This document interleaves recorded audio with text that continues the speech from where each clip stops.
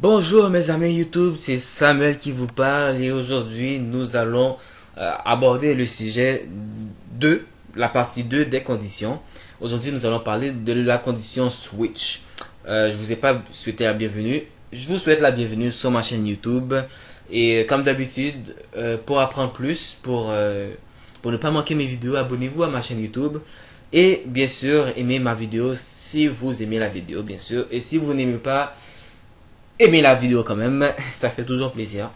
Donc voilà. Ceci étant dit, on va créer un script. En fait, vous allez créer un script et l'ouvrir. Moi, j'ai déjà créé le script et je suis en train de l'ouvrir. Bon, voilà. Maintenant, pas la semaine passée, mais à la dernière vidéo, je me souviens, j'avais fait un code qui ressemblait à ça, comme ça, et il y avait plusieurs if, ok. If variable et oups, désolé, if variable égale à 1, ok, donc et là else, voilà. On a fait un script qui ressemblait à ça. Je vais pas faire exactement comme oups, j'ai fait une erreur, un if. Alors, on va pas faire exactement la même chose, mais voilà. Ok, donc comme récapitulatif, on avait dit que si variable 1 est égal à 1, je veux dire si variable est égal à 1, donc exécutez ça, sinon, alors je veux dire sinon, exécutez ça. Ce que je vous avais pas dit, c'est que peu importe si variable 1 est égal à 1, désolé, peu importe si variable, attends, peu importe si variable est égal à 1 ou autre chose, dès que, après avoir vérifié si variable est égal à 1, peu importe s'il est égal à 1 ou pas, le script va continuer à s'exécuter. Donc, si vous écrivez du code ici, le script va exécuter le code qui est là, peu importe si variable 1 est égal à 1 ou pas. Ok? Donc, c'est ce que je voulais vous dire. J'avais oublié de vous dire ça à la dernière vidéo, je m'en excuse.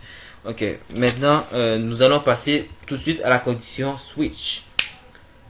Donc, pour le switch, on va faire, comme pour le if, en fait, on va créer une variable dont la valeur c'est 1. On peut donner n'importe quelle valeur, mais j'ai décidé de mettre comme valeur 1. On va écrire switch ici.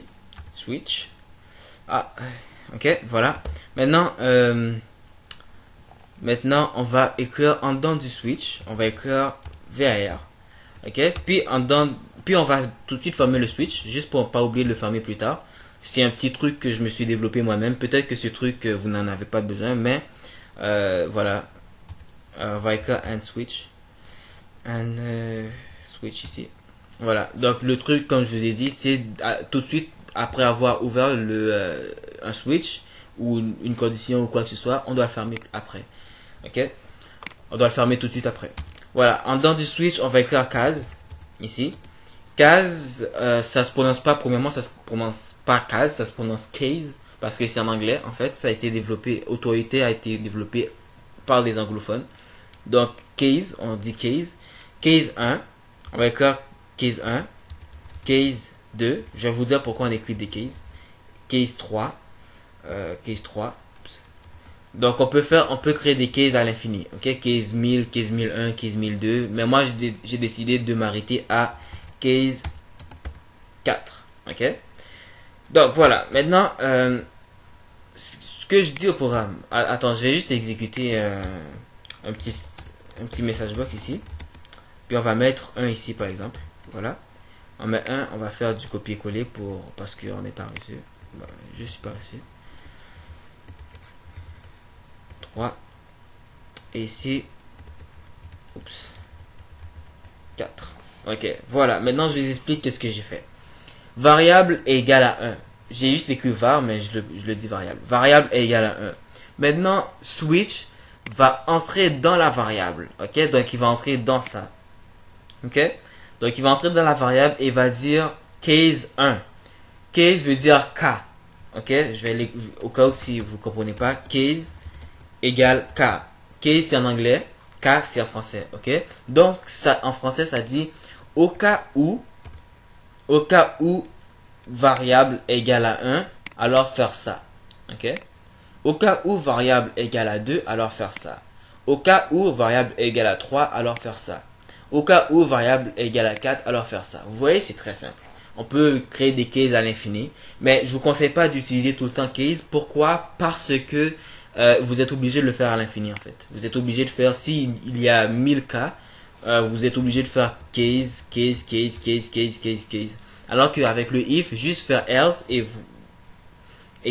vous réglez le problème en fait. Parce que avec, si vous avez suivi mon dernier tuto, if, si on écrit if variable, oups, if variable égale à 1, faire ça, then faire ça.